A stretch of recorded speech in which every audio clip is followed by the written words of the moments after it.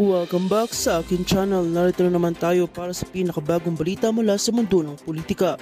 Isang mataas na opisyalis ng militar ang tuluyang bumagsak ng katahimikan at nagsalita na laban sa mga nangyayaring katiwalaan at manipasyon sa gobyerno.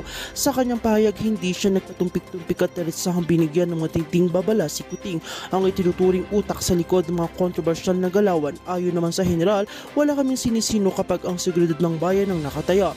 Malinaw ang kanyang mensahe kung magpapatuloy ang mga kahina-hinalang kilos darating ang araw ng pananagutan.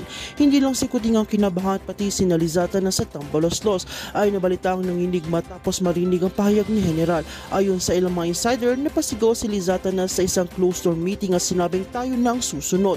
Samantala si Tambaloslos naman ay agad nagpa-check up sa ospital dahil sa biglaang pagkahilo. Kitang-kitang epekto ng babala dahil hindi ito galing sa kahit sinong kritiko. Ito'y mula sa loob mismo ng hanay ng kapangyarihan.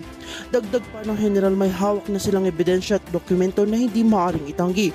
Hindi ito chismis, ito ay dokumentado at may saksi.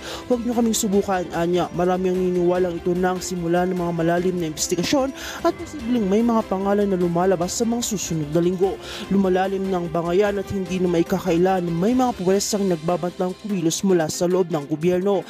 Sa gitna ng tensyon na nanawagan ng publiko ng katarungan at katotohanan, maraming umaasas na hindi matatakot ang general at ang mga sundalong tapat sa bayan.